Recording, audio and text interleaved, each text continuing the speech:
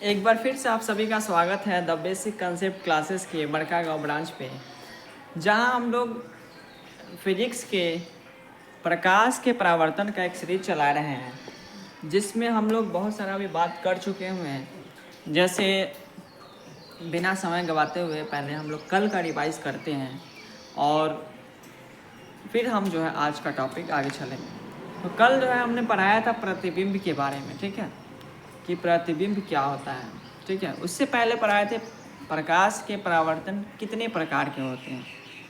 परावर्तक सतह की प्रकृति के आधार पर परावर्तन दो प्रकार के होते हैं। एक होता है नियमित परावर्तन और दूसरा होता है अनियमित परावर्तन। तो नियमित परावर्तन कहने का मतलब है कि जब प्रकाश की किरण चिकनी एवं चमकीली सतह पर पड़ती है तो वह नियमित रूप से परावर्तित होती है। उसे ही हम लोग क्या बोलते हैं, नियमित परावर्तन कहते हैं। इसमें जो है प्रकाश के परावर्तन का दूसरा नियम जो होता है वह फॉलो किया जाता है, ठीक है। आपतन कोण परावर्तन कोण के बराबर होता है। लेकिन कुछ ऐसे परावर्तन होते हैं जैसे कि जब प्रकाश की किरण खुदरी एवं चिकनी सतह पर पड़ती है, खुदरी सतह पर, ठीक है, खुदरी एवं चमकीली सतह पर पड़ती है तो वह अनियमित रूप से परावर्तन करती है। किस रूप से? अनियमित रूप से परावर्तन करती है, जिसे अनियमित परावर्तन कहते हैं। इसमें जो है प्रकाश के परावर्तन का दूसरा नियम जो होता है वो फॉलो नहीं होता है, ठीक है। इसमें आपतन कोण बराबर परावर्तन कोण के बराबर नहीं होता है। फिर आगे जाने थे कि प्रतिबिंब के बारे में। तो प्रतिबिंब को इंग्लिश में इमेज बोलते हैं। तो इमेज के बारे में बताए थे कि किसी बिंदु वस्तु से आ रही प्रकाश की किरणें परावर्तन या अपवर्तन के बाद जिस बिंदु पर अभिसरित होती है या अपसरित होती हुई प्रतीत होती है उसे हम क्या कहते हैं, उस बिंदु वस्तु का प्रतिबिंब कहते हैं। क्या कहते हैं? जैसे मान लीजिए कि हम कोई बिंदु वस्तु है, तो हमसे जो प्रकाश की किरण है अगर शीशा पर जाएगा तो शीशा पर जाने के बाद कहाँ क्या करेगा, अभिसरित करेगा या अपसरित करेगा, परावर्तन करेगा या अपवर्तन करेगा। और अभिसरित और अपसरित होकर जो है हमारा क्या बनेगा, वहाँ पे प्रतिबिंब बनेगा। प्रतिबिंब जो होता है वह दो प्रकार का होता है, एक वास्तविक प्रतिबिंब और एक काल्पनिक प्रतिबिंब।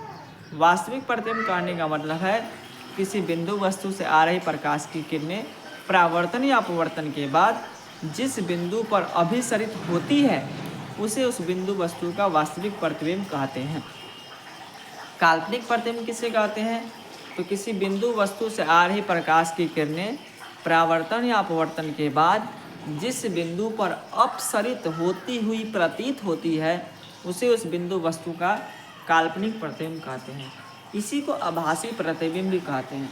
फिर अगला सवाल बताए थे कि वास्तविक प्रतिबिंब और काल्पनिक प्रतिबिंब में क्या अंतर है। तो वास्तविक प्रतिबिंब जो होता है वह वास्तविक कटान से बनता है, काल्पनिक प्रतिबिंब जो होता है वह काल्पनिक कटान से बनता है, ठीक है। वास्तविक प्रतिबिंब जो होता है उसको पर्दे पर उतारा जा सकता है, काल्पनिक प्रतिबिंब को पर्दे पर उतारा नहीं जा सकता है। वास्तविक प्रतिबिंब जो होता है वह हमेशा उल्टा होता है, काल्पनिक प्रतिबिंब हमेशा सीधा होता है।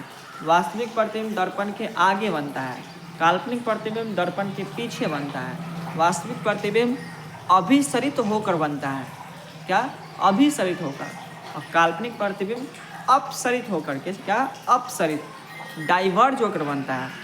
और ये वास्तविक प्रतिबिंब जो है कन्वर्ज होकर बनता है, ठीक है। अगला आज का टॉपिक है, आज हम लोग पढ़ने वाले हैं वो है, तुम्हारा टॉपिक है दर्पण के बारे में। किसके बारे में? दर्पण के बारे में आज हम लोग जानेंगे कि दर्पण क्या होता है, ठीक है, दर्पण कितने प्रकार के होते हैं और दर्पण और दर्पण के प्रकार, ठीक है। तो दर्पण कहने का मतलब है कि वह चिकनी एवं चमकीली सतह, क्या, वह चिकनी एवं चमकीली सतह जो निश्चित रूप से क्या करती है, प्रकाश को परावर्तित करती है। निश्चित रूप से क्या करती है, प्रकाश को परावर्तित करती है और जिसका एक भाग रजितित होता है। क्या होता है? एक भाग क्या होता है, रजितित होता है। जैसे मान लीजिए दर्पण को हम आम भाषा में क्या बोलते हैं, शीशा बोलते हैं या आईना बोलते हैं। क्या बोलते हैं? शीशा या आईना बोलते हैं। इंग्लिश में बोलते हैं मिरर। क्या बोलते हैं? मिरर। तो कहने का मतलब है कि अगर हम किसी शीशा या आईना को देखते हैं और अपना चेहरा उसमें देखते हैं तो तो शीशा हमको कैसा दिखता है? चिकना दिखता है, चमकीला दिखता है, ठीक है। उस पर जब प्रकाश जाता है, पड़ता है उस पर, तो वह क्या करता है? प्रकाश को परावर्तित करता है। और अगर वह शीशा, अगर आप लोग देखे होंगे कि अगर शीशा बाई चांस टूट जाता है तो उसके पीछे वाला भाग क्या रहता है? रजितित रहता है। रजितित मतलब कहने का मतलब कि एक तरह से रंगा हुआ होता है, ठीक है। तो वह चिकनी एवं चमकीली सतह जो निश्चित रूप से प्रकाश को परावर्तित करती है और जिसका एक भाग क्या हो? रजितित होता है, उसे दर्पण कहते हैं। दर्पण जो होता है वह दो प्रकार के, मेनली दो प्रकार के होते हैं मुख्यतः, ठीक है। पहला समतल दर्पण और दूसरा गोलीय दर्पण। समतल दर्पण और गोलीय दर्पण।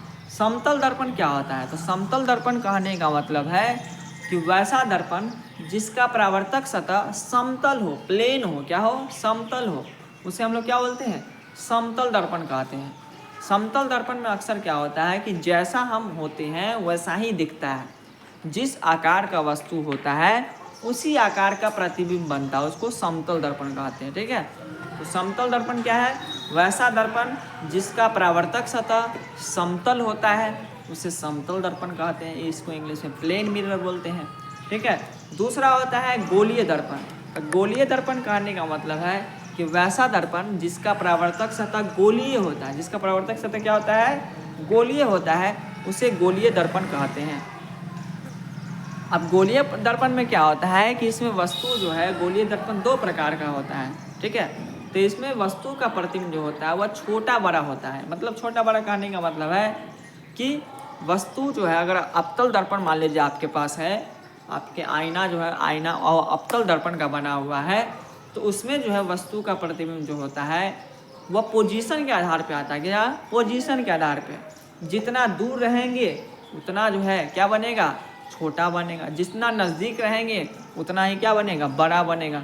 तो कहने का मतलब है कि इसमें छोटा बड़ा दोनों साइज का बनेगा और बराबर भी बनेगा। बराबर भी बनेगा, छोटा भी बनेगा और बड़ा भी बनेगा। किसका? वस्तु का प्रतिबिंब।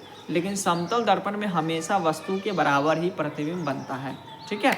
तो कहने का मतलब है कि दर्पण दो प्रकार के होते हैं, समतल दर्पण और गोलीय दर्पण। गोलीय दर्पण क्या है? वैसा दर्पण जिसका परावर्तक सतह गोलीय होता है उसे गोलीय दर्पण कहते हैं। अब जो है गोलीय दर्पण में दो प्रकार का होता है। कितने प्रकार का? गोलीय दर्पण दो प्रकार का होता है, एक उत्तल दर्पण और एक अवतल दर्पण। उत्तल दर्पण और अवतल दर्पण। तो उत्तल दर्पण क्या होता है समझ लेते हैं। तो उत्तल दर्पण कहने का मतलब होता है कि वैसा दर्पण जिसका परावर्तक सतह, वैसा दर्पण जिसका परावर्तक सतह क्या हो? क्या हो? उभरा हुआ हो। उत्तल दर्पण का उभरा, उससे उत्तल उससे उभरा। अब वैसा दर्पण जिसका परावर्तक सतह उभरा हो और केंद्र के विपरीत हो, केंद्र के क्या हो? विपरीत हो, तो उसे हम लोग क्या बोलेंगे? उत्तल दर्पण बोलेंगे। क्या बोलेंगे? उत्तल दर्पण। उत्तल दर्पण को हम लोग क्या बोलते हैं? अभिसारी दर्पण भी बोलते हैं। क्या बोलते हैं? उत्तल दर्पण को अभिसारी दर्पण भी कहते हैं, ठीक है। अगला है अवतल दर्पण। तो अवतल दर्पण क्या है? तो वैसा दर्पण जिसका परावर्तक सतह धंसा हुआ हो, एक का उभरा होगा तो दूसरा का धंसा होगा। तो वैसा दर्पण जिसका परावर्तक सतह धंसा हो और केंद्र की ओर हो, किसकी ओर हो? केंद्र की ओर हो, उसे अवतल दर्पण कहते हैं, ठीक है। अवतल दर्पण को अपसारी दर्पण भी कहते हैं। अवतल दर्पण को क्या बोलते हैं? अपसारी दर्पण कहते हैं, ठीक है। अब आगे सवाल आता है कि उत्तल दर्पण और अवतल दर्पण में क्या अंतर है? उत्तल दर्पण अवतल दर्पण में क्या अंतर है? तो उत्तल दर्पण जो होता है उसका परावर्तक सतह उभरा होता है, अवतल दर्पण का परावर्तक सतह धंसा होता है, ठीक है। उत्तल दर्पण पे जो है वस्तु का प्रतिबिंब जो होता है काल्पनिक होता है। क्या होता है? काल्पनिक होता है। अवतल दर्पण पे वस्तु का प्रतिबिंब काल्पनिक और वास्तविक दोनों होता है। काल्पनिक और वास्तविक दोनों होता है।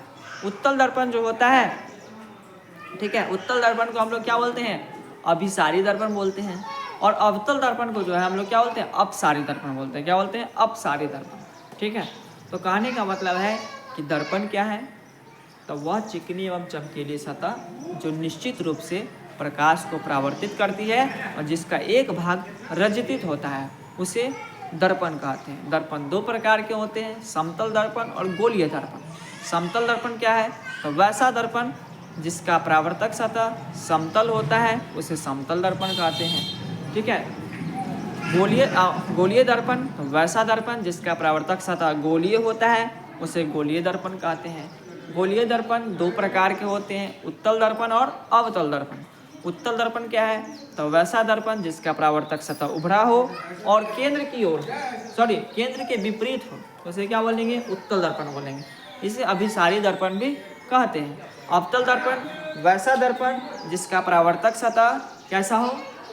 धंसा हुआ हो और केंद्र की ओर हो। क्या हो? केंद्र की ओर हो, उसे हम लोग क्या बोलेंगे? अवतल दर्पण कहेंगे। क्या कहेंगे? अवतल दर्पण। अवतल दर्पण को जो है एक और नाम से जानते हैं, जिसे हम लोग क्या बोलते हैं? अपसारी दर्पण। क्या बोलते हैं? अवतल दर्पण क्या बोलते हैं? अपसारी दर्पण। तो नहीं, उल्टा हो गया। उत्तल दर्पण को बोलते हैं अपसारी दर्पण, ठीक है। अवतल दर्पण को बोलते हैं अभिसारी दर्पण। रिपीट करिएगा। उत्तल दर्पण क्या है? वैसा दर्पण जिसका परावर्तक सतह उभरा हो और केंद्र के विपरीत हो, उसे क्या बोलेंगे? उत्तल दर्पण बोलेंगे। और उत्तल दर्पण को हम लोग बोलते हैं क्या? अपसारी दर्पण। क्या बोलते हैं? अपसारी दर्पण। अवतल दर्पण वैसा दर्पण जिसका परावर्तक सतह धंसा हो और केंद्र की ओर हो, उसे हम लोग बोलेंगे अवतल दर्पण। और अवतल दर्पण को हम लोग बोलेंगे अभिसारी दर्पण। क्या बोलेंगे? अभिसारी दर्पण। अपसारी अभिसारी समझ लीजिए। अवतल दर्पण में प्रकाश की किरण जो होता है वह अभिसरित करके बनता है, अभिसरित, इसीलिए उसको अभिसारी दर्पण बोलते हैं। और उत्तल दर्पण में प्रकाश की किरण जो होता है वो अपसरित करके प्रतिबिंब बनाता है, इसीलिए उसको अपसारी दर्पण बोलते हैं। तो उत्तल को अपसारी और अवतल को अभिसारी, ठीक है।